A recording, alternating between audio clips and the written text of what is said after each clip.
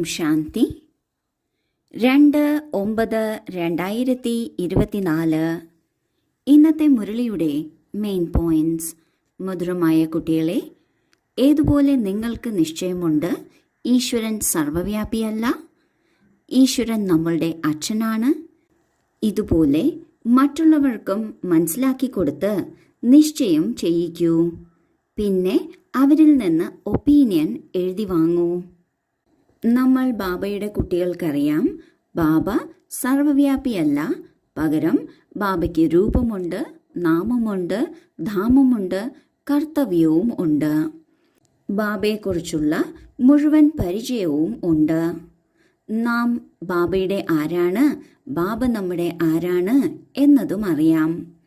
ഇത് മറ്റുള്ളവർക്കും വ്യക്തമായി പറഞ്ഞു കൊടുക്കണം. അവരിലും നിശ്ചയം ഉണ്ടാക്കണം.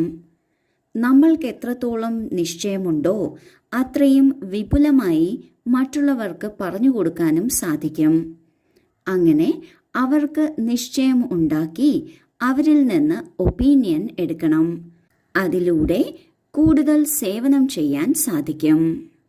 ചോദ്യം: ബാബ കുട്ടികളോട് എന്ത് കാര്യമാണ് ചോദിക്കുന്നത്? അത് മറ്റാർക്കും അങ്ങനെ ചോദിക്കാൻ സാധിക്കില്ല.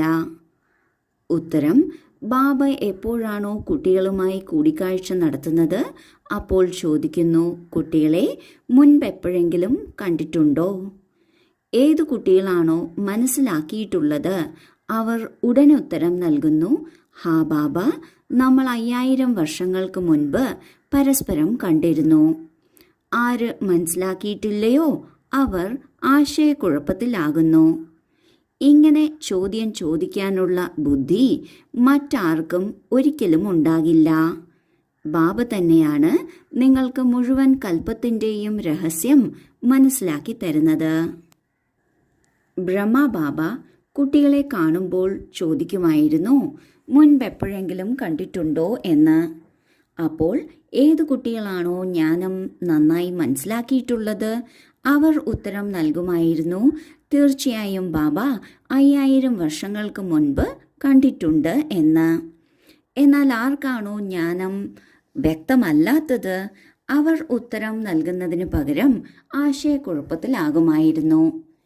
നാം ഈ ജ്ഞാനം നന്നായി മനസ്സിലാക്കിയിട്ടാണ് ബാബയുടെ അടുത്ത് പോകേണ്ടത്. ഈ ജ്ഞാനം മനസ്സിലാക്കുക എന്നാൽ 7 ദിവസത്തെ കോഴ്സിൽ എന്താണ് പറയുന്നത് എന്നത് മനസ്സിലാക്കിയാൽ മാത്രമേ മുരളി വ്യക്തമായി മനസ്സിലാകുള്ളൂ. മുരളി വ്യക്തമായാൽ മാത്രമേ ബാബ എന്താണെന്ന് നാം അറിയുള്ളൂ. ബാബ എന്താണെന്ന് അറിഞ്ഞാലാണ് ഈ ജ്ഞാനത്തിലും ബാബയിലും നമ്മൾക്ക് വിശ്വാസം ഉണ്ടാകുന്നത്. ഈ വിശ്വാസത്തിൻ്റെ ആധാരത്തിലാണ് ഈ പുരുഷോത്തമ സംഗമയുഗത്തിൽ നമ്മൾക്ക് പുരുഷാർത്ഥം ചെയ്യാൻ സാധിക്കുന്നത്. അപ്പോൾ ഈ ചോദ്യം ചോദിക്കുന്നതിൻ്റെ പിന്നിലെ രഹസ്യം എന്തെന്നാൽ, ബാബ നോക്കുകയാണ് കുട്ടികൾക്ക് എത്ര ജ്ഞാനത്തിൽ വിശ്വാസമുണ്ട്, എത്ര വിശാലത വന്നിട്ടുണ്ട് എന്നതാണ്. ഇങ്ങനെ ചോദിക്കാൻ ബാബയ്ക്ക് മാത്രമേ സാധിക്കുള്ളൂ. വേറൊരാൾക്കും ഈ മുഴുവൻ സൃഷ്ടിയെക്കുറിച്ചോ അല്ലെങ്കിൽ രചയിതാവിനെക്കുറിച്ചോ ഉള്ള അറിവില്ല. ആർക്കുണ്ടോ അവരായിരിക്കും ചോദ്യം ചോദിക്കുക. ഇവിടെയാണെങ്കിൽ സ്വയം ടീച്ചർ ഇരുന്ന് ചോദിക്കുകയാണ്. ഈ മുഴുവൻ സൃഷ്ടിയുടെയും രഹസ്യം, കൽപ്പത്തിൻ്റെ രഹസ്യം, 84 ജന്മങ്ങളുടെ രഹസ്യം ബാബയ്ക്ക് മാത്രമേ മനസ്സിലാക്കിച്ചു തരാൻ സാധിക്കുള്ളൂ. അത് നാം വ്യക്തമായി നന്നായി മനസ്സിലാക്കിയിട്ടുണ്ടോ എന്നാണ് ബാബ നോക്കുന്നത്. ധാരണയ്ക്കുള്ള മുഖ്യസാരം: 1. ഏതുപോലെ ബാബയും ജ്ഞാനവും ഗുപ്തമാണോ ഇതുപോലെ പുരുഷാർത്ഥവും ഗുപ്തമായത് ചെയ്യണം. ഗീതം, കവിത തുടങ്ങിയവയ്ക്ക് പകരം നിശബ്ദമായിരിക്കുന്നത് നല്ലതാണ്. ശാന്തിയിൽ നടന്ന് ബാബയെ ഓർമ്മിക്കണം. 2. പഴയ ലോകം മാറിക്കൊണ്ടിരിക്കുകയാണ്. ഇതിനാൽ ഇതിനോടുള്ള മമത്വം മാറ്റിയെടുക്കണം. ഇതിനെ കണ്ടുകൊണ്ടും കാണാതിരിക്കണം. ബുദ്ധി പുതിയ ലോകത്തിൽ യോജിപ്പിക്കണം. ആദ്യത്തെ പോയിന്റിൽ ബാബ പറയുന്നു, ബാബയും ജ്ഞാനവും ഗുപ്തമാണ്. അതുപോലെ നാം ചെയ്യുന്ന പുരുഷാർത്ഥവും ഗുപ്തമായിരിക്കണം. പുരുഷാർത്ഥമെന്നാൽ പുറമേ നിന്ന് കാണുന്നതിനേക്കാളും ഉള്ളിൽ നാം എന്ത് മാറ്റം വരുത്തുന്നു എന്നതിനാണ് മൂല്യം. ഉള്ളിലുള്ള മാറ്റം എന്നതുകൊണ്ട് ഉദ്ദേശിക്കുന്നത് ചിന്താഗതിയിലുള്ള മാറ്റമാണ്. ഒരു കാര്യത്തെക്കുറിച്ച് മുൻപ് നാം ഇങ്ങനെ ചിന്തിച്ചിരുന്നു, ഇപ്പോഴും അതുപോലെയാണ് ചിന്തിക്കുന്നത് എങ്കിൽ അത് ഒന്നുകിൽ പോസിറ്റീവായിട്ടായിരിക്കണം ചിന്തിക്കുന്നത്, അല്ലെങ്കിൽ നാം പുരുഷാർത്ഥത്തിൽ മുന്നേറുന്നില്ല എന്നാണ് അർത്ഥം. നമ്മുടെ ചിന്താഗതിയെ മാറ്റുന്നതിനുള്ള പുരുഷാർത്ഥം നാം ഗുപ്തമായി ചെയ്യുന്നതിലൂടെ നാം മുന്നേറുന്നതായി മനസ്സിലാക്കാൻ സാധിക്കും. അതുപോലെ പാട്ടും കവിതയും ഒക്കെ എഴുതുന്നതിലും ശ്രദ്ധിക്കുന്നതിലും സമയം കളയുന്നതിന് പകരം നിശബ്ദമായി ഇരിക്കുന്നത് വളരെ നന്നായിരിക്കും. ഈ നിശബ്ദതയുടെ അല്ലെങ്കിൽ ശാന്തിയുടെ പ്രാക്ടീസാണ് നാം ചെയ്യേണ്ടത്. എല്ലാ കർമ്മവും ശാന്തമായും നിശബ്ദമായും ചെയ്യുന്നതിന് ശ്രദ്ധിക്കണം. രണ്ടാമത്തെ പോയിന്റിൽ ബാബ പറയുന്നു, ഈ പഴയ ലോകം നശിക്കാൻ പോവുകയാണ്. നശിക്കാൻ പോകുന്ന ഒരു കാര്യത്തിനോട് നാം ഒരിക്കലും മമത്വം വയ്ക്കരുത്. നശിക്കാൻ പോകുന്നതാണ്, അതിനാൽ തൻ്റെ എല്ലാ തിളക്കവും ആർഭാടവും കാട്ടും.